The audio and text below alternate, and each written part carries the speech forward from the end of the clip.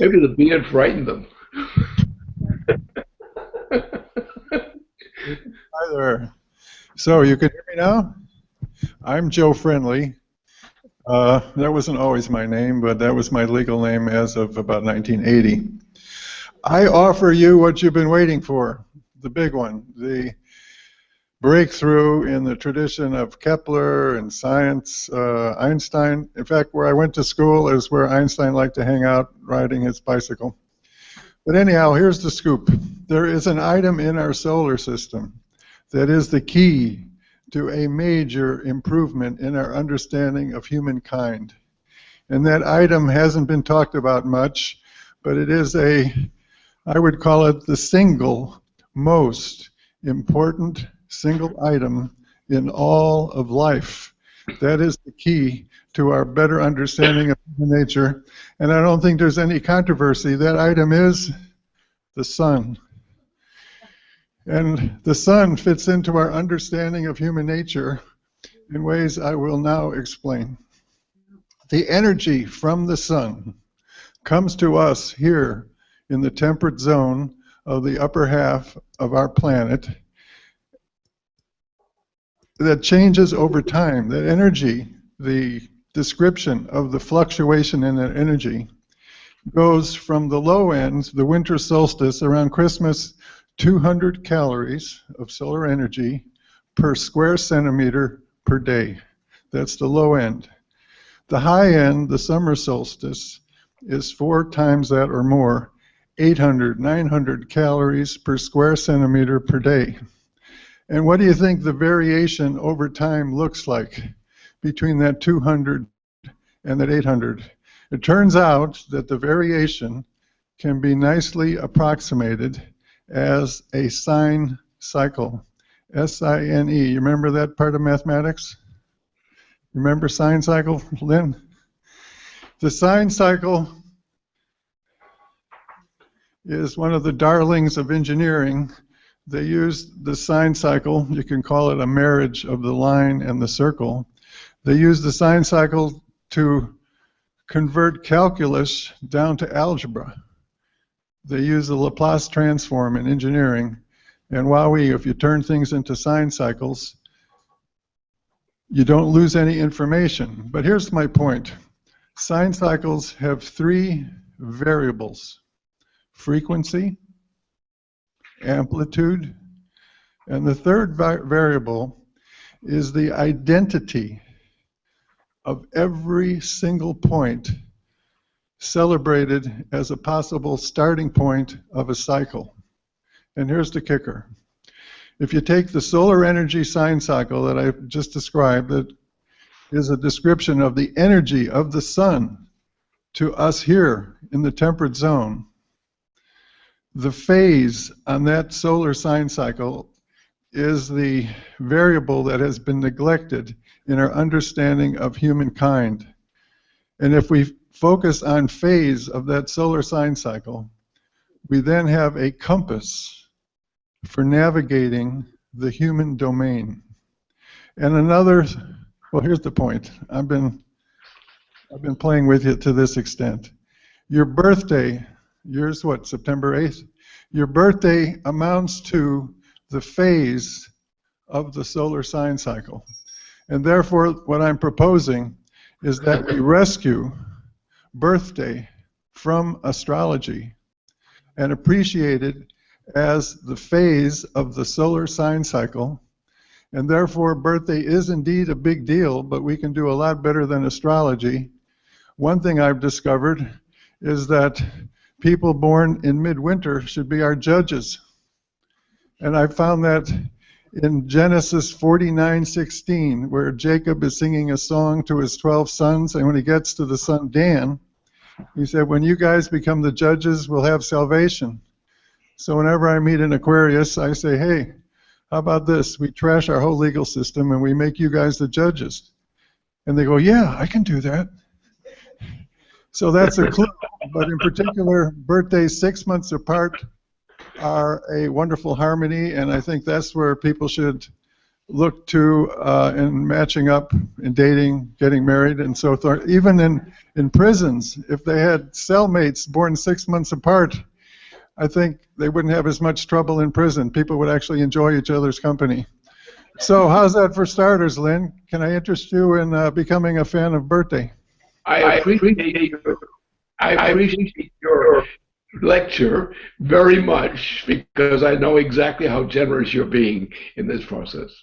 I don't agree with the exact astronomical variations, but I agree you've hit the mark on something.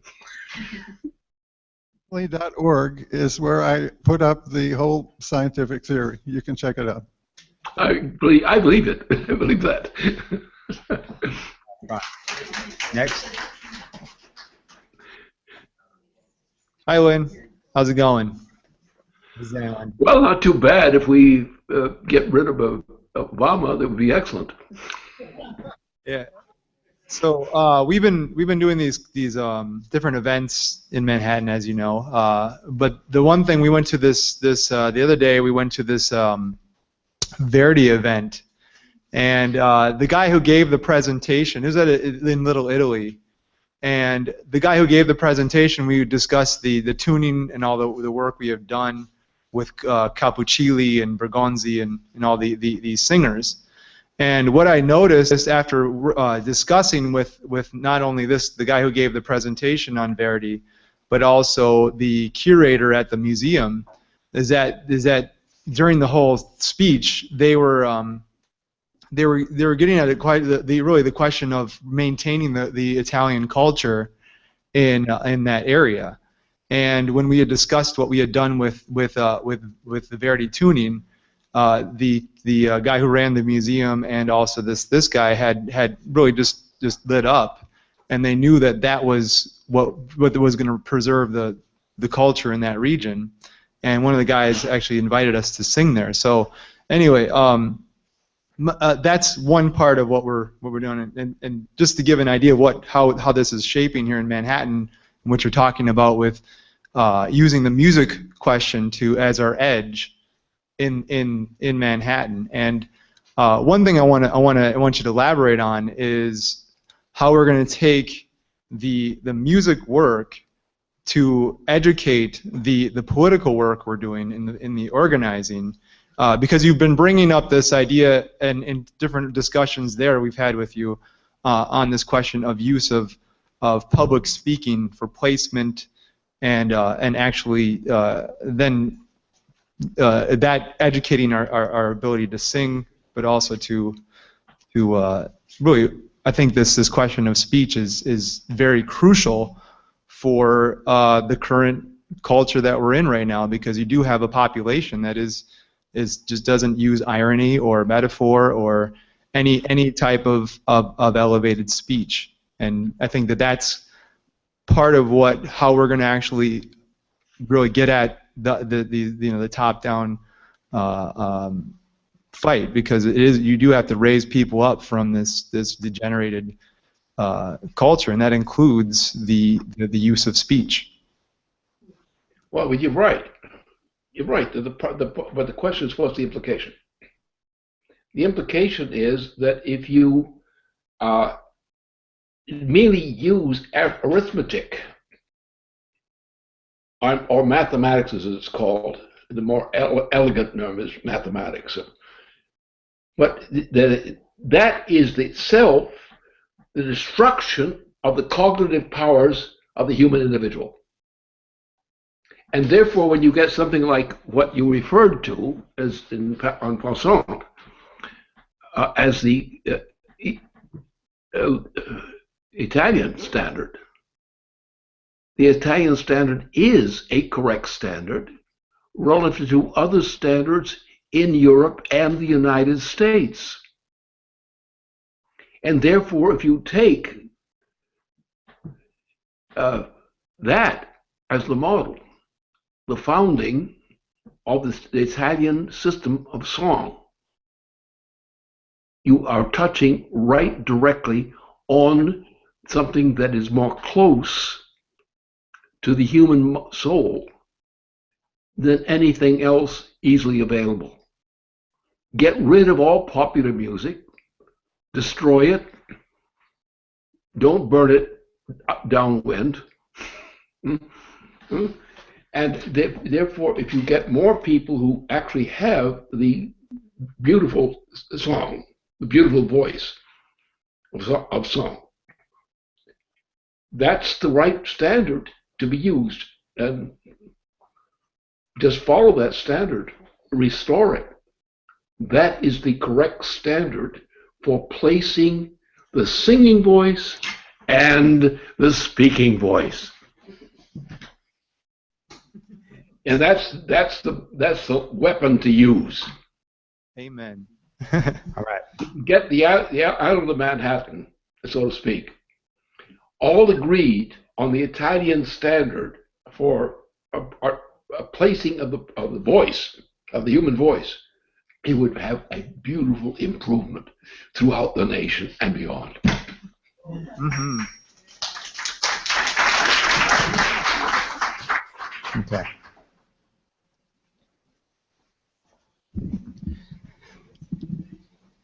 Good afternoon, Mr. LaRouche.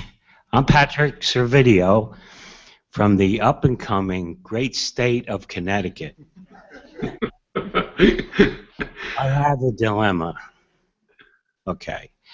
It seems that the only way to get through to the, like the congressmen, the senators of our state, Connecticut, is you need constituents. And they literally told me that if the people aren't complaining or wanting something, they will do nothing. The example is, okay, gun control. They get thousands of letters and people, emails on gun control. But Glass-Steagall is not in the language. How do we overcome this? Well, the time has come when the use of guns and similar kinds of weapons is totally counterproductive. Now, there has to be some ability to restrain those who would use weapons like guns or similar weapons as means of politics and the political life of society. So the problem is we have to create, and I think we can. Look now, China and India and Russia and several other nations are already going in the direction. I mean, curiously for some people, Russia is one of the examples. But the point was that Putin, who is the present leader of Russia, who was killed in defending Europe, because without Stalin, and without what Stalin provided in defense of Europe against Hitler, meaning also the United States against Hitler and things like that, or the British. And sometimes the British really were worse than Hitler because they created Hitler. So therefore, the time when warfare as such, as a way of setting political issues among nations on similar kinds of issues, has come to an end. Now, that doesn't mean it's going to just come to an end. We have to bring it to an end. Because what we have to do, we have to not kill people, people of nations. What we have to do is bring some kind of order to the process of the nations. And the time has come when the power of warfare, as heretofore known, is impossible. It's intolerable. It cannot happen. Now, I'm not a pacifist, because I think if you have to be a pacifist, there's something wrong with you. I don't need to be a pacifist. I know we must not have the use of weaponry of that type or anything like it to settle political issues among nations. Now for example, we had Obama. Obama personally authorized, launched a war against a hospital in the Near East. He did it willfully, and he proudly did it. He apologized for having done it, but said there's nothing wrong with what I did. And what Obama did, he plowed over the area where the hospital was being destroyed and the people were being killed in order to cover up and conceal the details of his crime against that whole population. This is now a matter on the issue, on the agenda of the international system. Therefore, you say, we don't want Obama. We don't want him anywhere. The solar system doesn't want him. The galaxy doesn't want him. I don't want him. Let's get rid of him. Just get rid of that whole thing. The time has come for mankind to be mankind. The function of mankind is not warfare. It never really was. But warfare was a means of defense against the British Empire, for example, or against Zeus earlier. So there have been forces of evil. What must be eliminated is the existence of the force of evil within the realm of mankind. And the time has come that we have the means, the economic means, the physical means, for designing the system which will solve that problem. And therefore, yes, we will now have to maintain a police, but we don't want to go around killing people forever. What we want to do is suppress this aspect of man's behavior. And what man may do in harvesting animals and so forth is a different matter. But mankind is a special being. And mankind is a uniquely special being. And therefore, man does not eat mankind. We are not cannibals or anything like it. And therefore, what we have to do is we can settle it in this period of history, right now. We can begin to settle it from right inside the United States right now by throwing Obama out of the presidency quickly, immediately. That would be a good step because he's the big killer. Obama is the biggest killer, mass killer, operating freely inside the entire United States and beyond. But what he did in that hospital, in murdering the people, these inmates and officials, medical officials of that hospital. And he did it. Not only did he do it, but what he did, he kept doing it after he was caught. And the reason he kept doing it was to hide the evidence against him of what he had done. So the point is Obama and what Obama represents and people like him. People of the same temperament, the same behavior, like the Saudi emperor. The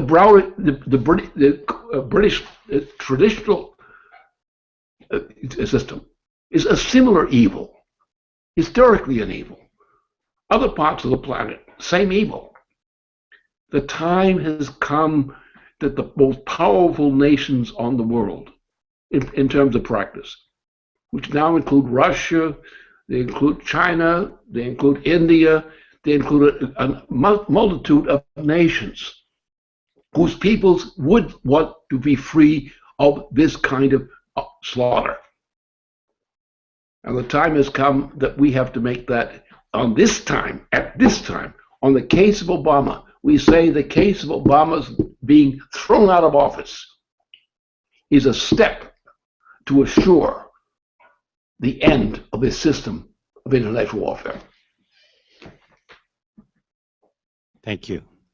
Would you consider running for vice president? I'm not for vices, but I would. We're going to stop at this point because due to both our technical glitch and of the time constraints. We've got to conclude. I want to just point out something. Obviously, Lynn, you said a couple of things. Your proposal concerning Einstein and scientific teaching in Manhattan, and your proposal about the Italian standard on music in Manhattan. And of course, I think I have a better idea now what you mean by the Manhattan Party. We're already having a pretty good time here. So I'd just like to invite you to give us a summary statement, and then we'll conclude.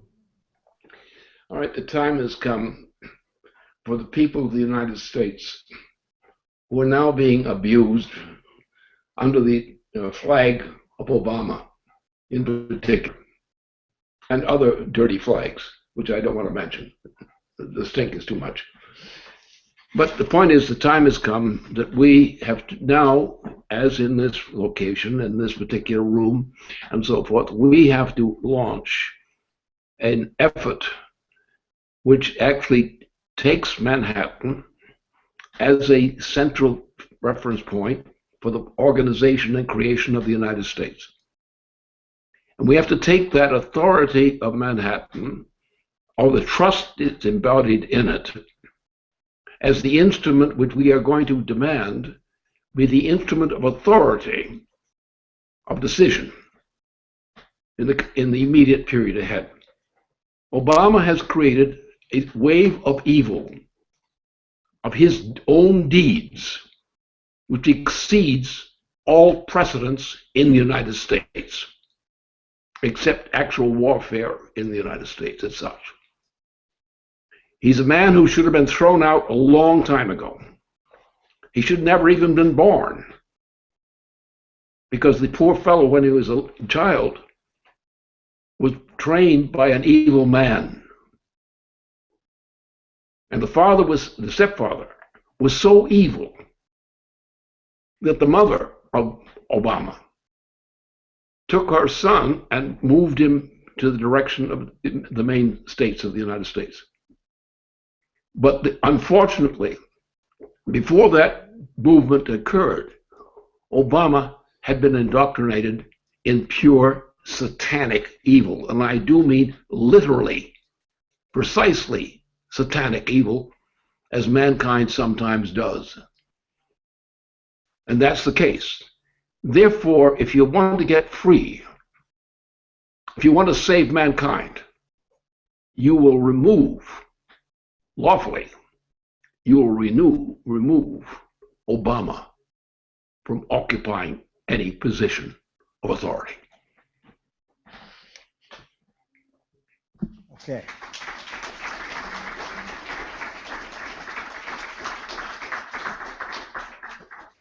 Okay, Lynn, thank you very much. And we'll see you, I am certain, though you may not be, next week. I think I intend to be. That's the best I can give you. I told you, I'm certain of it. Okay, thank you very much. Have fun. So long.